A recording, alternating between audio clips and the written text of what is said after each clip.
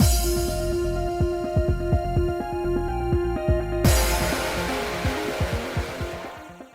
guys, it's Spacey Sims, and we are back with more Winter's Wish, continuing Otaro's route. And Otaro might have been willing to change. And Hibie went fucking bananas. So that's where we are. We're kind of in the middle of that, but it was going long. So, and finally, Lord Hibie transformed into a giant with enlarged arms. Watch, it'll be like one line, and then the scene will change. Was it all too late? Because he might have eaten Otaro. But listen, all I'm saying is Kyoshiro died and then was rebirthed as a form folk. Okay. And Tominari was a form folk who died and was rebirthed as a vessel. Kyoshiro was a form folk that then turned into a vessel. We don't know how. Like, did he go through the process? Did he die? Like, how, you know what I mean? But, and then died and then turned back into a form folk. And Tominari was a form folk who died and became a vessel. So there's not saying that some Otaro who was on the verge of becoming a form folk and was kind of sentient and whatever, but then was born as a blightfall consumed by hatred, but he's still kind of a form folk, but not really, could be eaten by Hibie and then actually be born as a form folk. He might not remember anything, but it's okay. That's gonna suck. It would play into the like, oh, you have amnesia. Okay. But understandable in this, you know what I mean? And we've shown it several times. There's a way to get him back. But we don't know that he's totally devoured yet, so. Were the crimes committed too severe? Am I going to fail at making everyone happy? As I stared at Lord Hibie, who had turned into an otherworldly monster, all I could do was despair. But immediately I remembered that upon hearing my words, Otaro's heart had been significantly moved. And then that's all you have, the wonderful goodness that you gave to him in his heart. Being inside Hibie is going to just like bust through and everything will be perfect. Some like fucking Disney magic of friendship, love, true love ending. Okay, whatever, it'll work. I'm okay with it. Lord Hibie, please listen to what I have to say. If you continue, then more tragedies will... Yeah! But Lord Hibie, now a black giant, didn't even attempt to listen to my words. This is where the Oniwaban should show up. He attacked me by swinging his massive tree-like arms straight down. I could barely dodge the attack. If they were paying attention, they would have been like kind of maybe sent someone out scouting, watching. Aoba, whatever, you know what I mean? And then they'd come to the... Because, like, he's probably a giant blindfold. They should probably see him. Has Lord Hibie lost his sanity? It wasn't out of the question, considering how much malice he held within his body. On top of that, Lord Hibie was dragging his heavy body toward Ito. Wait, is he seeking out more malice from people? Oh, no. If no one stops him, he'll... Spacey, back away! That's dangerous! See, I told you someone was... You know, we should have known it was Tominari. Huh? Then, the members of the Oniwaban leapt out, preventing Lord Hibie from progressing forward. They all came! What a... Just saying, it's smart. It was much too soon for them to have rushed over after seeing Lord Hibie's transformation into a giant. Backing away as ordered, I was bewildered. They were like, somebody follow her. Damn, they didn't trust me. Valid, though. Well, why is everyone here? We were eavesdropping on your conversation. I do feel bad about that, but considering the situation, that's the least of our problems. We'll launch a full-scale attack. We must do what we can to stop it before it can arrive in Ito.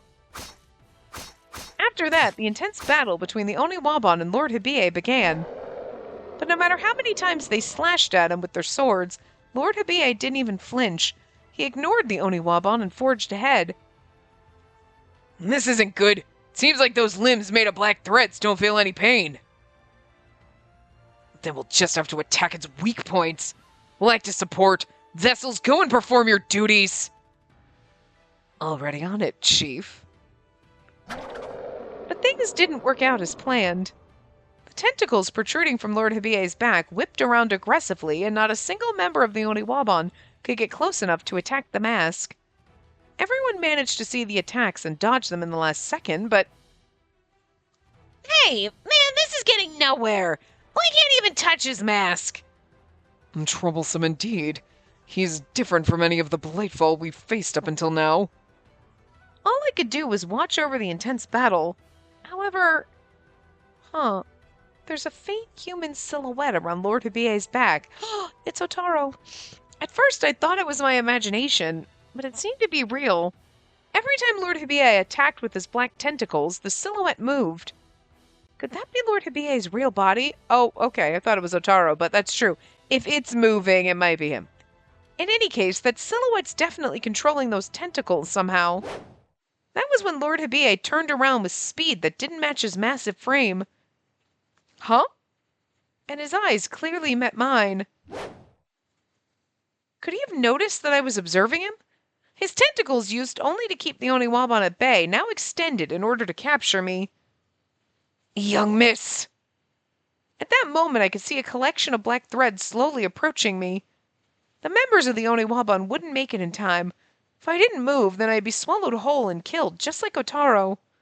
But it can't end like this. If I could save Otaro, then at the very least I can still save Lord Hibie. Just as the writhing tentacles were about to reach me, I extended my arms out as far as I could. I knew that I was powerless. I knew that even if I did something like this, there was no use. But by doing this, I thought that I could divert the path of the attack, even just a little bit. It's really annoying to me that the music gets extremely janky, even though I let it play for a while and I listen. And then, like, 2 minutes in, it's like, oh, never mind, let's be broken now. It was perfectly fucking fine. It's just really annoying because it's not like I click record and I start recording. I click, I let it run. I've been letting it run sometimes 30, 40 to a minute. You know what I mean? Like, and like I'm listening to it right now, it's perfectly fine. It's perfectly fine. We'll go, and 5 minutes later, it'll start getting janky. It's like, if you're connected and you're working, stop fucking breaking in the middle. And I don't think it's my recording software. I think it's my capture card, to be fair, because, like, my recording software doesn't have a problem when I'm playing and recording from a game that's on my computer. It's when it's wired in that it's a problem. You know what I mean? And I don't think it's my USB port being broken or anything. I think it's literally just my capture card doesn't want to work, but, like, irritating as fuck. Anyway, she's doubting herself over here. Like, I can't, even if it's no use. It's like, well, but it's gonna be because you have power that you don't know about. You know what I mean? So, anyway. But by doing this, I thought that I could divert the path of the attack, even just a little bit. And then, in that very instant, as the palm of my hands touched the tentacles, a powerful flash of light shone. Huh? It caused a bigger impact than I had imagined. Lord Hibie recoiled and took a step back.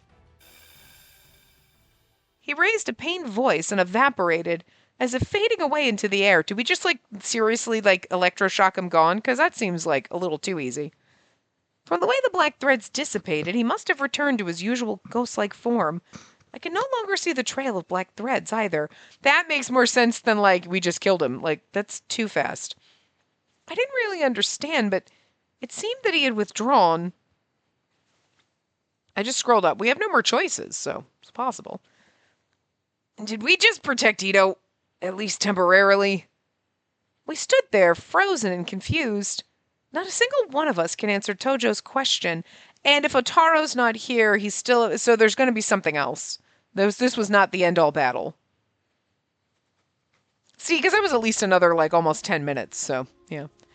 After that, we returned to Ito. Although first we patrolled the entirety of Ito before we managed to gather and have a discussion. Everyone, how are the results of your patrols? Well, it's quiet in town. It's like the last few days never happened. Crime is as bad as ever, but there hasn't been a single person who's turned into a Blightfall because of it. We've not been able to locate Hibie at all. Judging by his appearance, I think it unlikely that he shall remain dormant for long. Spacey, what about the emotional imprints? I also noticed the emotional imprints that have been spreading through Ito have started fading. All of the footprints have disappeared too.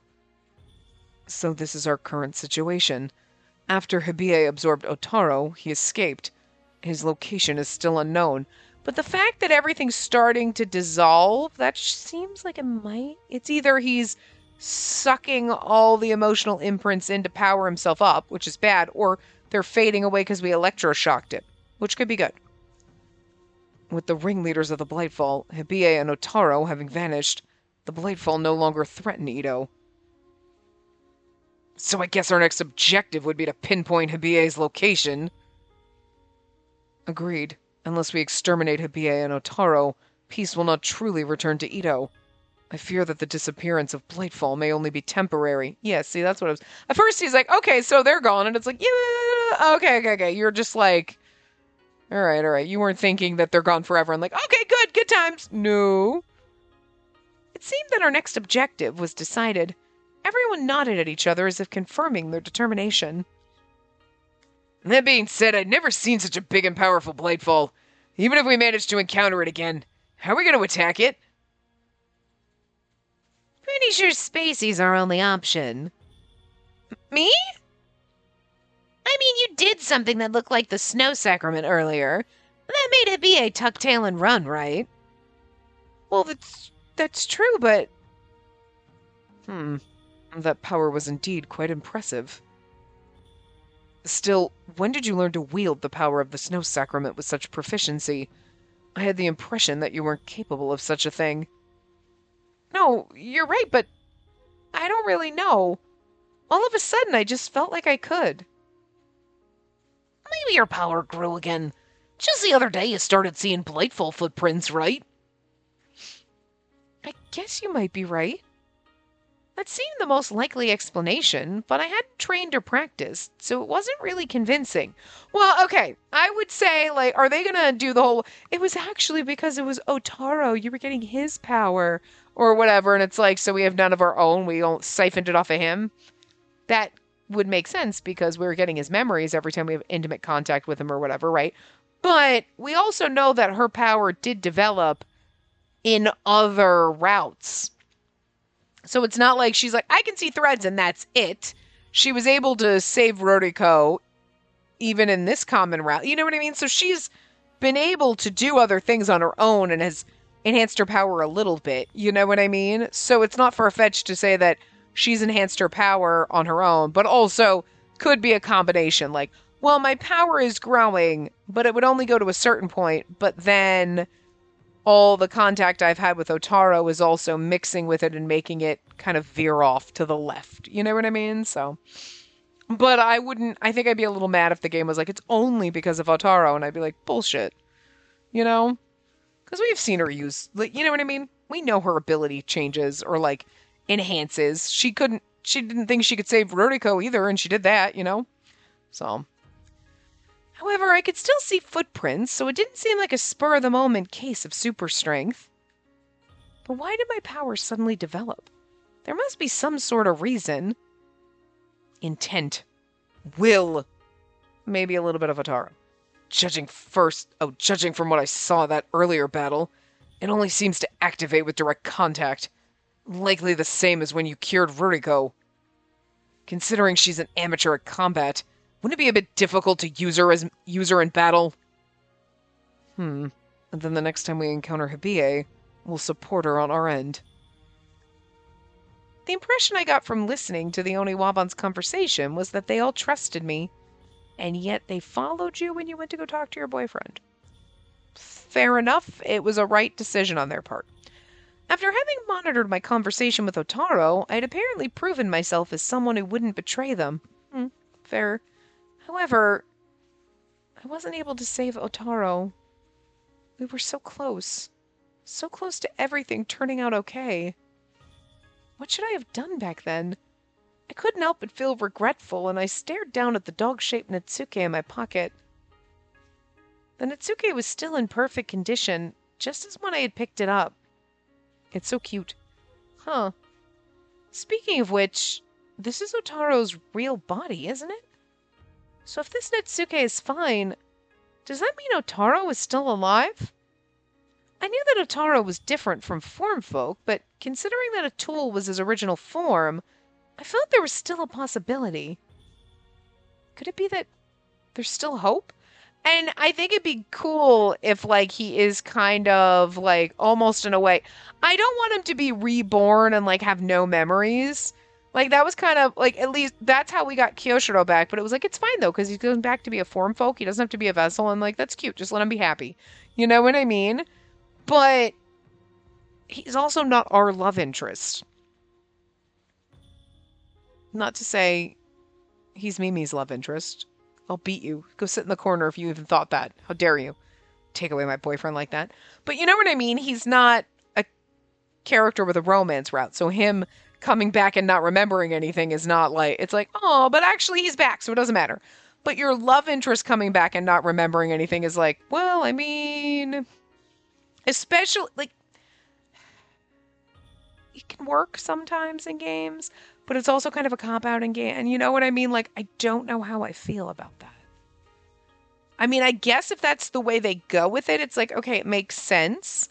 And then the Oniwaban will forgive Otaro because they'll be like, well, he's not the same guy that did all that stuff, so can't persecute him now. You know what I mean? Like, you can't, like, we have to forgive him because not the same guy. But, and then, I mean, I guess in a way it's like we can make memories with him again, but it is kind of like bittersweet. But I don't know if I love the idea, but I don't hate it either. I guess it really just depends how it goes, because, like, depends how you wrap up the story and then go, you know what, okay, I can handle this, or, yeah, no, I'm not liking it, you know? So I don't know. It would make it a little bittersweet, but, oh, and that dog, Natsuke. Then Kinji, who sat next to me, stared down at my hands with great interest.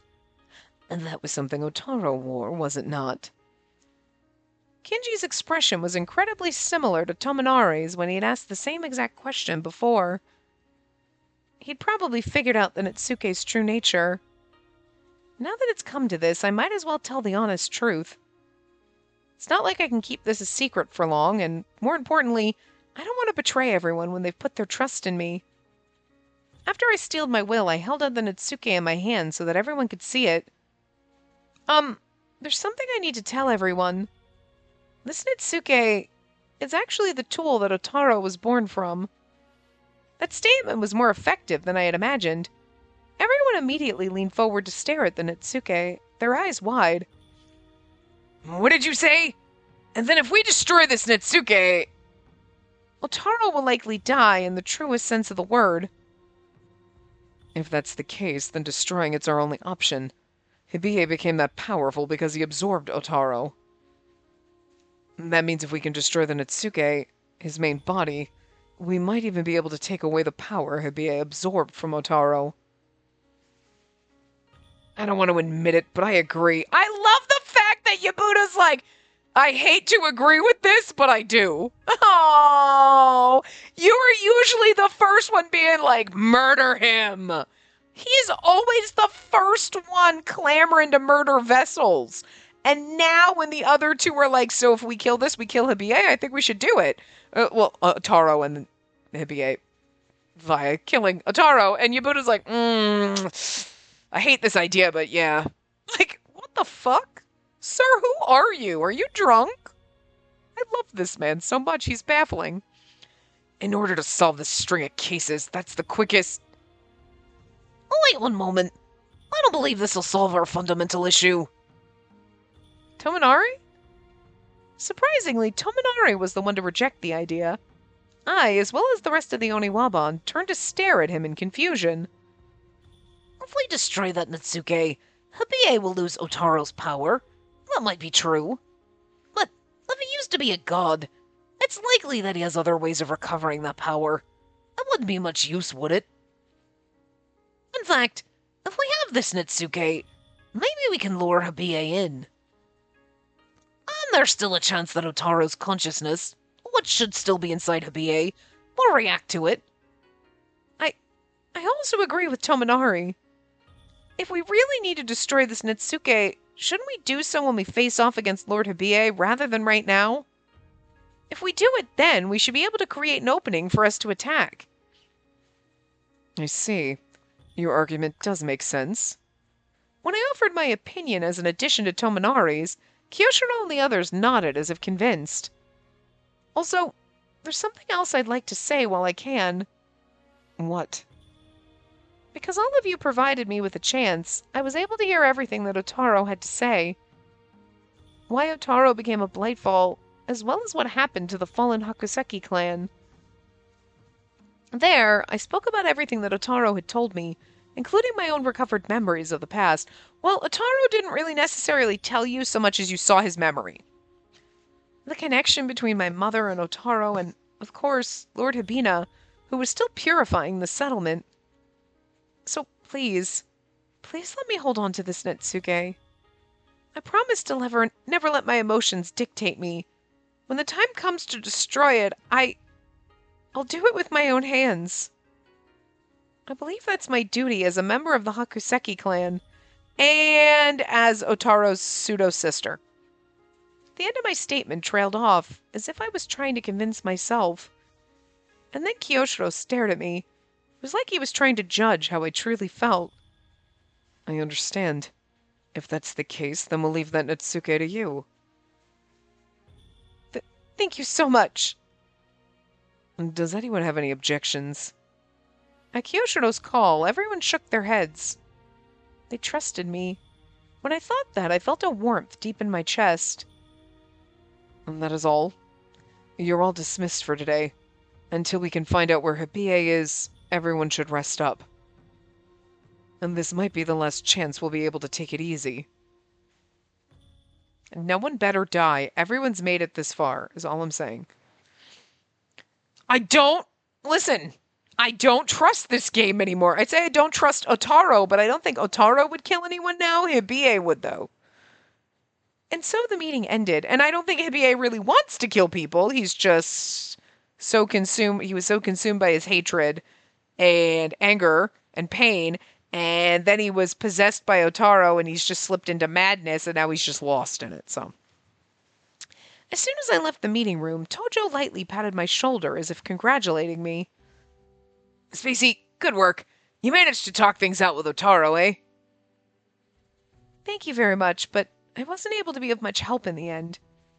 It was true that I had almost succeeded in convincing Otaro, but it was also true that as a result, I had ended up rubbing Lord Hibie the wrong way. In regards to Otaro, since we've come this far, it'd be nice to bring him back without too many sacrifices.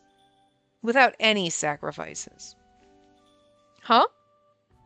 I mean, Otaro isn't seeking vengeance anymore, right? And then the least we can do is respect his wishes.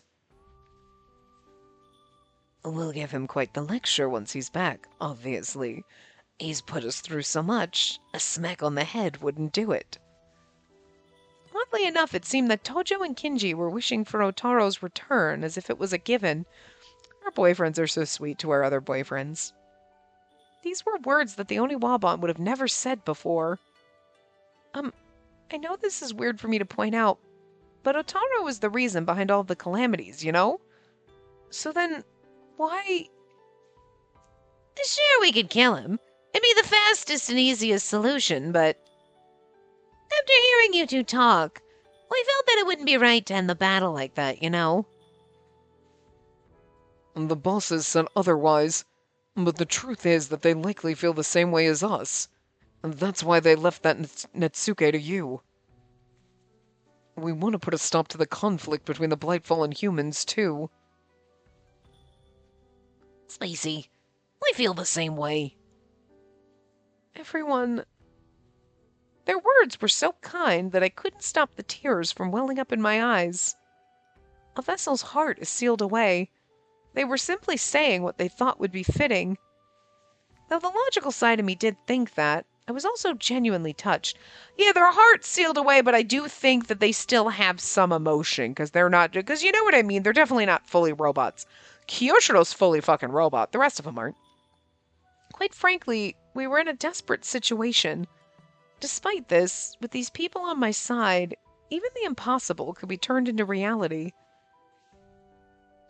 Now then, I believe it's about time for us to take our leave. Working for so long has taken quite a toll. Yes, good work. After that conversation, everyone left the base one by one. Among them, Tominari, who stayed until the end, peered into my face as if to check up on me.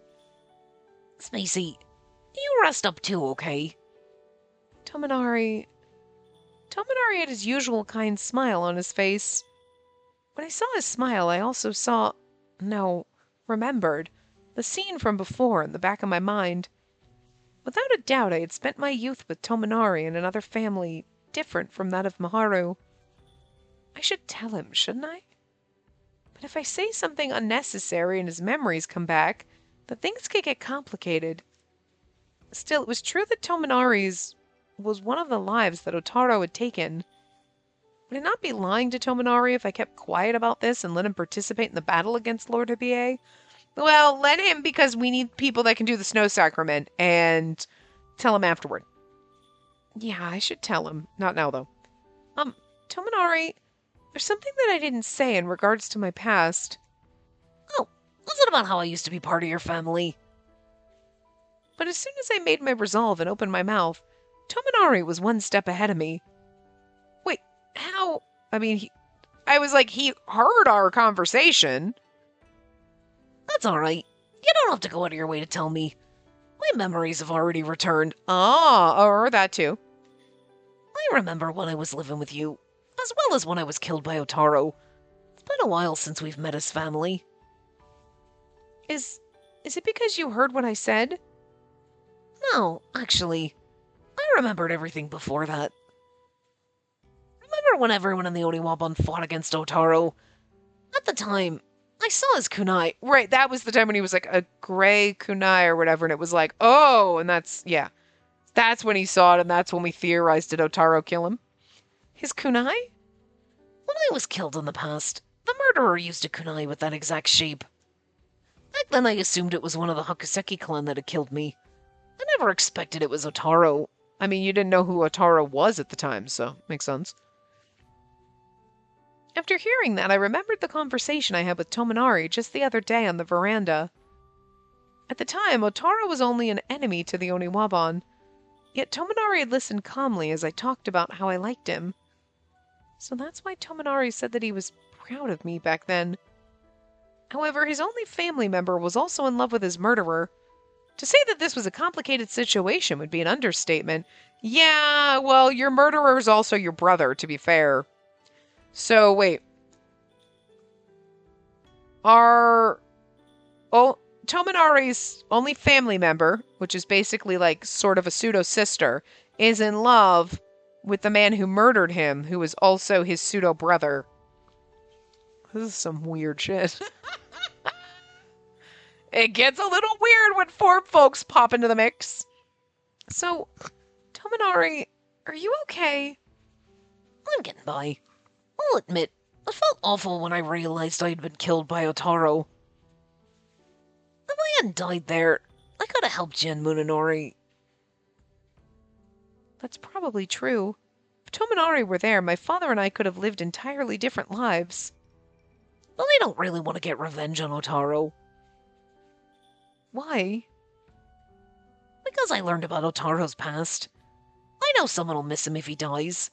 Not to mention, he's also a victim of the clan. Plus, even after learning everything, your feelings toward Otaro haven't changed, right? I can't kill my sister's brother that she's in love with, who's also my brother. Just want to keep mentioning it, it's funny. Then Tominari stared right at me, his gaze so serious that if I had even a shred of uncertainty, I would have shrank back. Yeah, I like him. But my heart had already been decided the last time I came to Tominari for advice. Though I did feel sorry when I thought of Tominari, and even a little guilty, I couldn't lie about my own feelings. No, rather, I thought that in this situation, I couldn't deny them. I'm sorry. No, there's no need to apologize. Your feelings are your own. I'm still pretty conflicted as your family, though. After he said that, Tominari smiled like a mischievous child as he scratched at his cheek, and you're like, well, to be fair, Otaro's family too. Spacey, when all this is over, let's go visit Mother and Father's graves together. We have a lot of stories to tell them. And the fact that he's saying mother and father, because they're basically like Man, I just cannot believe my brain did not connect that. Like, oh, he's a form folk that live with. Why did I not?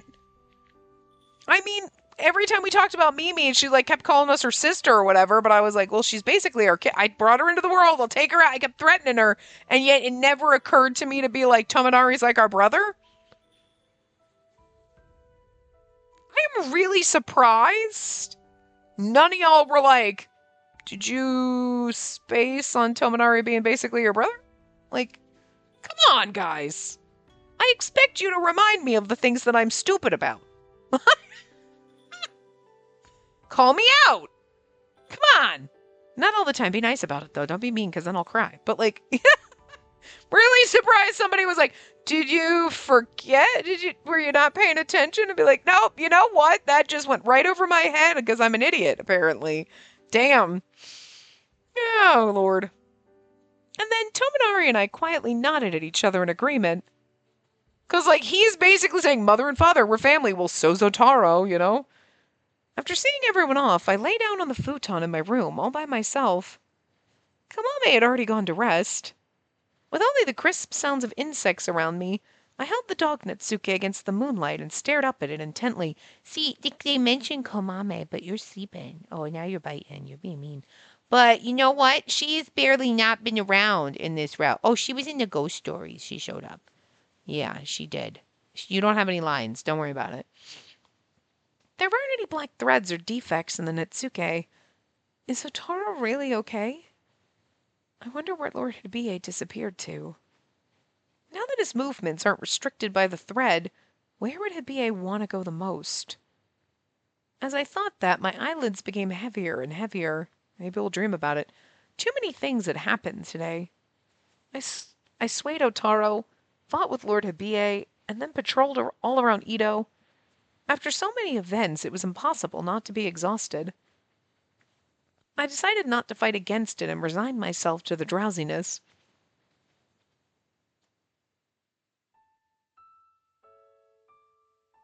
Was I dreaming? By the time I realized it, I was floating around in darkness. My feet weren't touching the ground.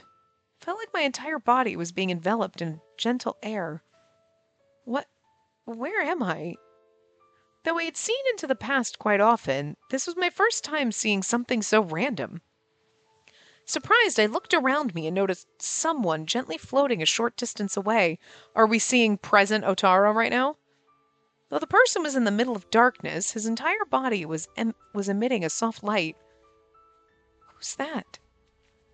I wanted to get closer. The moment I thought that, though, I wasn't moving my arms or legs. An invisible force began pushing my body forward. Okay, it was the moment I thought that, though I wasn't moving my arms and legs. I read that weird, but anyway. It seems that the thought of moving was enough to traverse this space. And once I got close enough that I could practically touch them, I finally realized who the person was. Oh, Taro? I doubted my eyes for a second, but there was no mistake. Otaro lay limp in the air, his eyes closed like he was asleep. I could hear the faint sound of his breathing. He was alive, but why are you here? I slowly and hesitantly held my hand out and touched him, and Otaro reacted with a twitch. Bless you, sneezed. He slowly opened his eyes, and when he lifted his head, Spacey, his eyes met mine.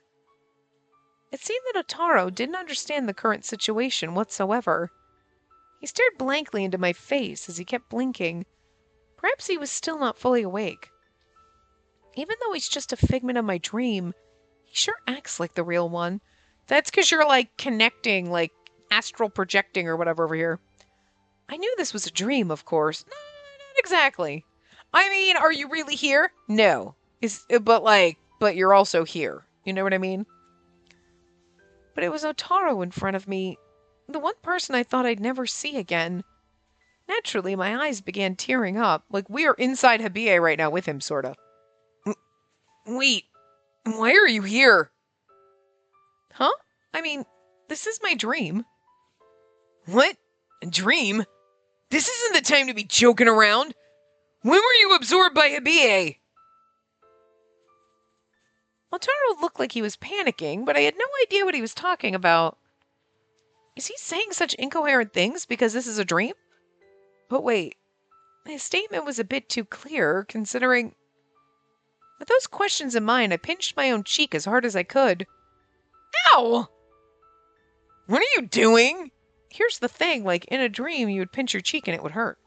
Because, like, you'd think it was real. Like, I just wanted to see if this was a dream or not. Are you telling me this is all real? Though I knew it was a bit old-fashioned, the method was super effective. I felt the pain but didn't wake up. I was still an occupant of this mysterious space, which meant there was a possibility that this wasn't a dream. I guess you could say it's real. What do you mean? We're inside Hibiei's body. Do you remember what I said just now? I asked when you got absorbed by Hibiei. At those words, I pulled myself together and looked around. Upon closer inspection, the space wasn't just pitch darkness, and was, in fact, full of black threads. I mean, we kind of assumed that when she's like, I'm in a dark space, and there seems to be a figure. Okay, we knew where we are.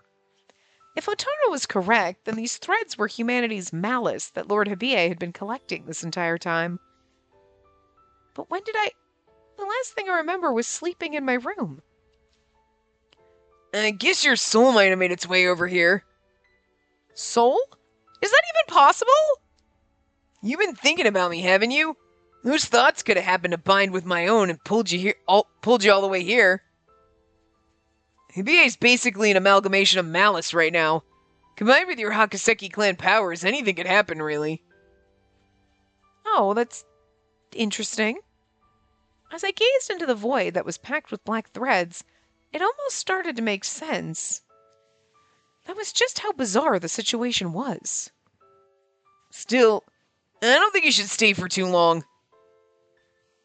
Why? We finally got to see each other. You want to end up like this too? Saying that, Otaro looked down at his own 2 feet. Well, at his own feet. Not 2 feet, but he has 2 feet, so... That was when I finally noticed that everything past Otaro's knees had turned into black threads, tangling with those around us. I could feel it. I could feel my body slowly unraveling and turning into black threads. I'm probably assimilating with Hibiei. The lines between my body and the space are starting to blur. Once my entire body melts away, I'll likely never be able to return to being Otaro. Well, serves me right. Considering the things I did, the least I can do is make amends with my death. I won't let you do that. I'm gonna get you out of here before that happens. Otaro, before Hibiei, you were about to agree with me, weren't you? You were gonna give up on revenge and come with me, right? I still see a future where we can be together, and I'm not gonna give up on it. But Hibiei doesn't want that. And all the victims, too. That doesn't matter right now, does it? I'm asking about how you feel. Back then, what was your answer going to be? Back off! As I frantically asked my question while clinging to his hand, Otaro immediately shook me off with a rough motion. Fine. If you want to know so bad, I'll tell you. It's obvious. I wanted to be with you, okay? Oh, look at him blushing. It's adorable. I wanted to live a normal life, too. To have been born as a regular form folk. To have been a regular part of your family. Just like Tominari. That's why he killed Tominari. He was jealous. Tominari? Yeah, that's right. That's why I killed him that day. Because I wanted to be him. It's clear to me now. I was just so jealous of him I couldn't help myself. That's so psychotically adorable, though. It's psychotic, but it's adorable. Of all the things Otaro had ever said, those words felt like the closest to his true feelings. And at the same time, I remembered Tominari's words. Though no one would blame him for hating Otaro, Tominari declared that he wouldn't choose vengeance, going so far as to show concern for his killer. That bizarre kindness was perhaps because he had instinctively sensed Otaro's true feelings. You can still be like him. It's not too late. I can help you. Sure, there'll be some difficult times ahead of us, but I'll always stay by your side and support you. Huh? What are you talking about? And you said that death would be making amends, but I don't think that's true. This conflict can't be solved so simply. In fact, you'd only be running away from all the crimes you've committed. If you die, that's the end. You'd never confront the truth. So please, don't give up on living. And then Otaro stared at me as if taken aback. You really are an idiot. He quickly got a hold of himself and smiled, and then reached his arms out to my head. We're gonna get a CG? Maybe? For a moment, I thought he might do something violent like before, but gentle kiss. Surprisingly, he used both of his hands to ruffle my hair. No, I was romantic kiss CG? Maybe when we get you out of here. Otaro! Honestly, you keep comparing me to a dog, but I actually think you're the one who's more similar. No matter how much I hurt you or push you away, you just keep on trying to save me with that foolish honesty of yours. A hopelessly stupid dog. I'm a bird, thank you very much. I know. You know what that's like you. Because sometimes you're naughty and you poop on my couch and I say, "You bad bird. I don't like your attitude. Go away. You're a jerk." And they don't want you near. I'm like, "No, I don't want you over here. You're not allowed to come over near me because I'm mad at you." And then you're just like, "All right, fine." And then 5 minutes later, you're back snuggling with me and it's like, "Aw, yeah, I know. Even when you're being a big fat jerk and I'm mad at your attitude or mad at you for doing naughty things, I love you so much. I do. I can't live without you." I don't have use of my right hand because he is smooshed against it, snuggling right now. But he's up on my chest because I made the mistake of setting my hand. The second your hand touches it, bam, on it. So, like, my hand is resting on my chest and I can't move it, but I also can't lean over enough to kiss him. I can't give you kisses because you're too far away. I'd have to really stretch. I can't do it. My neck and my it doesn't stretch that far. You're just slightly too far away for me to give you little head kisses. Oh, but you're adorable and I love you. But that's it. No matter how much I tell you you're a naughty bird and go away, don't want to talk to you right now when you're being bad, you still come back and you're like, "It's okay, Mommy, I love you anyway." And then I poop on the couch again and get you mad at me again because you're a big fat jackass. You are, you're a big fat jackass. But he's not wrong. He's not wrong. Otaro's not wrong. That's the way people are sometimes. They're mean. They yell at their doggies. And they're mean to animals, and then the animals just want to be loved. And those poor abused animals. Is that you? You think you're abused because I yell at you? Oh. I threatened to beat the birdie, but we never beat the birdie. You're so tiny. I beat you with kisses. He's like, sometimes you do. Like, there are times where I go to pet him, where I'm going to go to, like, snuggle him and kiss him, and he's like, "What are you doing?" And it's like, "I'm just going to give you kisses, damn it." I know. Do you think sometimes I'm going to beat you because, like, I'll shoo you away, and I just kind of, like, shoo you away with my hand, so you think I'm going to, like, shoo you away? That's not how it works. Oh. No. But that is sad. It's like, you are a dog. Well, I mean, he's not wrong about that analogy, though. Like, I yell at you, I beat you up, and then, like, you still come over like, "Okay," but, like, and poor now she's like an abused animal. Oh. We made the choice. Dogs don't make those choices. Poor puppies. Bert's just totally asleep. No, comparing you to a dog would be rude to dogs. Spacey, you're just an idiot. A big, dumb idiot. Look at he's saying that with such love in his face, though. Look at it. Right, you don't have to be so mean. So I got it. Huh? Since you're like this, I'll... After he said that, Otaro diverted his gaze downward, looking miserable. Because he messed up my hair, I could see only him between my locks, but I still noticed that Otaro's eyes were a little red. Otaro... But right as I was about to point that out, Otaro gently peered into my face. Don't worry. I'm not thinking of doing anything stupid anymore. So long as I have to face my crimes, I don't plan on dying here. Otaro, does that mean... Shut up. You don't have to respond to everything.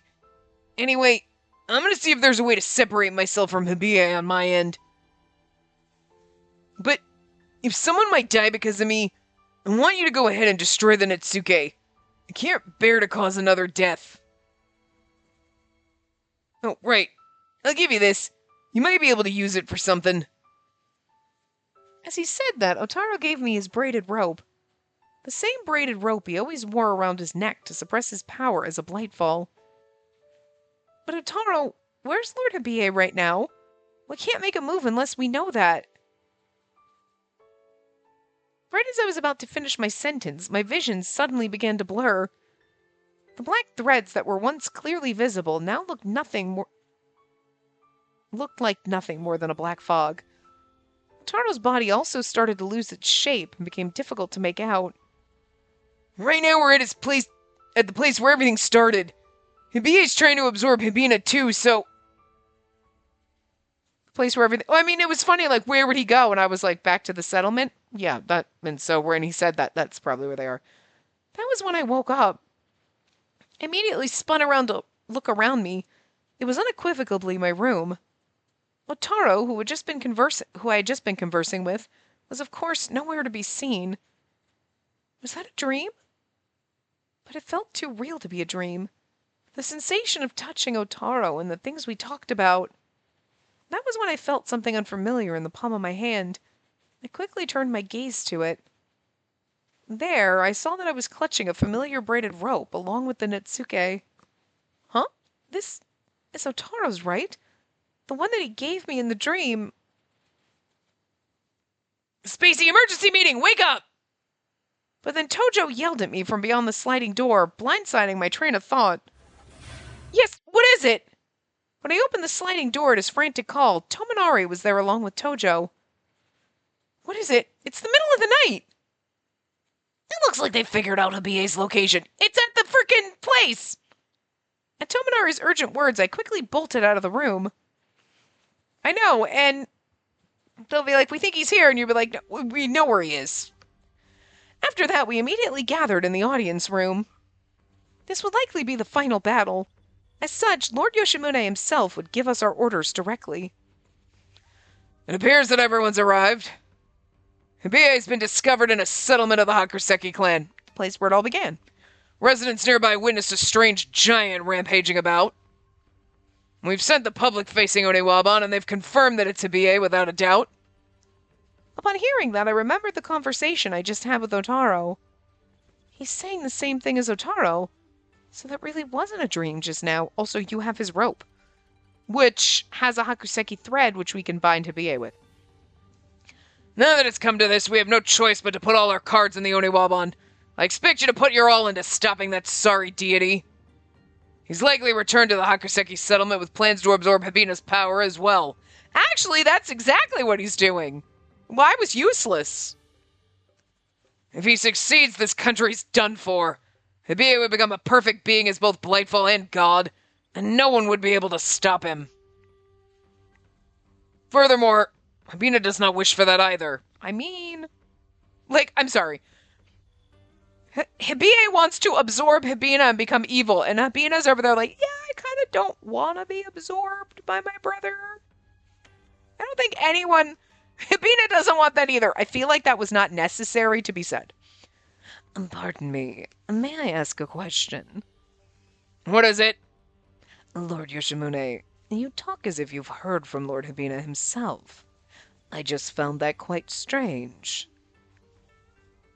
Yes, that's precisely the case. I have, in fact, met Hibina before. There's no time right now for me to discuss the details, but it was because of Hibina's assistance that we were able to create the vessels in the first place. We know that. Without his existence, the Oniwaban would have never been created. Well, that's true. In more ways than one. Yoshimune's over here like, we would never have been able to create the Oniwaban without Hibina's assistance. The Oniwaban wouldn't have been needed without Hibina because his actions were what caused my mother to die. So, I mean, it's kind of, I'm going to go back to, it's kind of his fault. I mean, did Hibie need to kill everyone in the Hakuseki clan and become a Blightfall? No. So his actions are also wrong. But Hibina set off the chain reaction. You know what I mean? Because Hibina was like, whoa, instead of being like, whoa, whoa, whoa, whoa, whoa. Don't fucking kill her. That's wrong. He was just like, whatever, I'm not getting involved. And then everybody died, and he was like, maybe I should have got involved. Yeah, you should have. I'm just saying. I was not aware. Now, regarding Hibie's extermination, I'd like everyone to participate except for the higher-ranking members, such as Kyoshiro. Yeah, he doesn't want his. He's like, Kyoshiro's like my son. In that case, the extermination team would be myself, Yoichi, Kunitaka, Tominari, Kinji, and Spacey. Is that correct? Yes, the Blightfall have ceased to appear, but we do not know what will happen once the battle with Hibie begins. As such, someone must stay behind to protect Ito. So Kyoshiro's gonna stay here. I mean, it makes sense. We're taking our boyfriends. Though it pains me that I can't join you, I'm counting on y'all. This will probably be our final battle. And it makes sense that we wouldn't bring these guys. You better not disappoint Lord Yoshimune. Got it? I'd rather not disappoint you. Hi. And with this team, I'm sure everything will be okay. I believe you'll all pull through.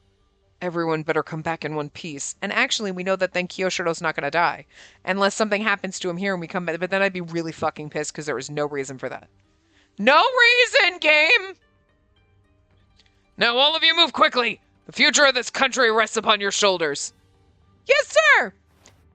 To be fair, the only reason I would say there's no reason Kyoshiro had to die in Tominari's route, but it absolutely did because that pointed to Otaro and that made him look sus as fuck. He was like, I was asleep and I don't know what happened. And it was like, bullshit. You did it, didn't you?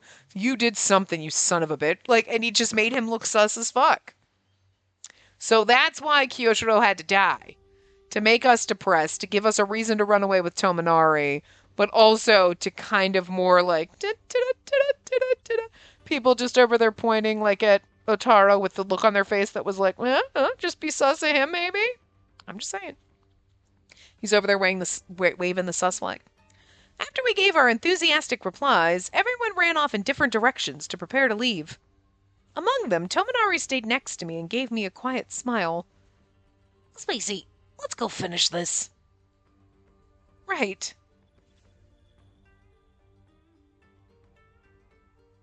And so...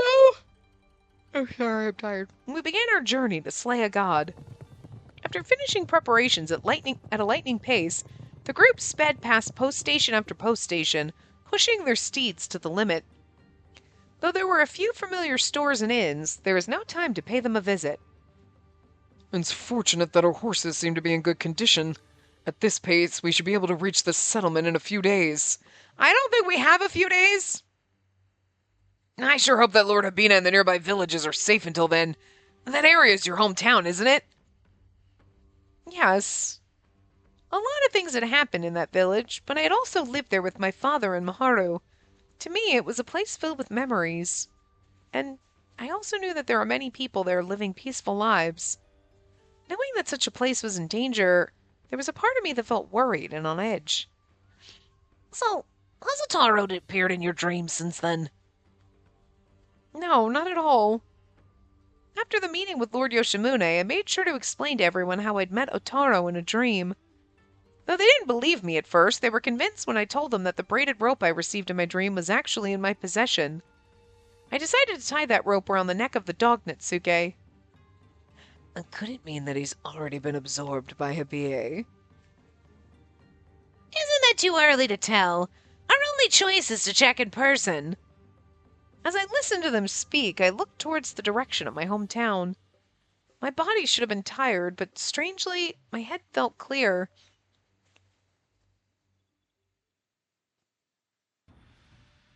Ooh, this looks rough.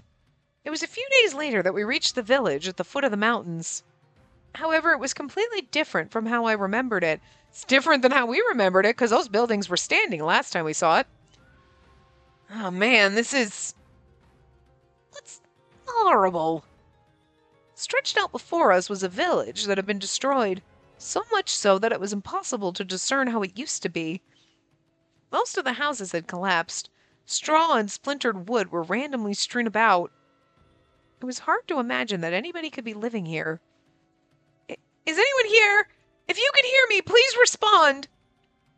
The moment I saw the village, I immediately ran off. I peered into each and every one of the collapsed houses to check for any signs of life. Upon seeing me do that, everyone else followed suit. But there was no response. There didn't seem to be anyone there. I wonder what happened to everyone. It's hard to say.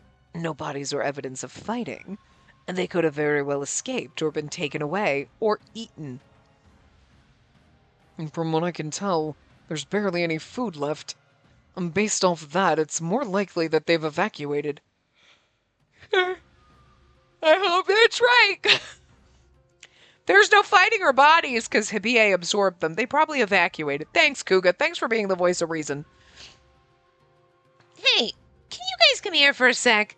I found a group of people over here.